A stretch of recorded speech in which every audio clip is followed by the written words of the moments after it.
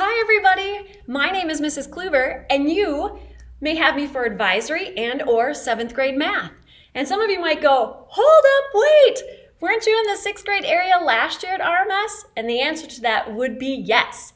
You may have also had me last year for advisory and or math and or English. So with that said, this is my 12th year in the Elk River School District. What a year we are about to begin. We are going to learn together and we're going to make adjustments as needed.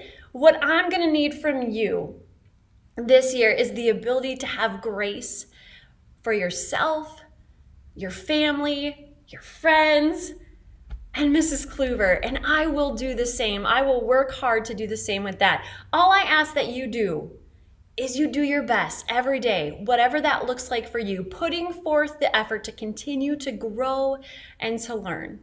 You will find that a lot of what we did in 6th grade math, just the structure and even the content, is similar to what we're going to do in 7th grade. We'll see you soon.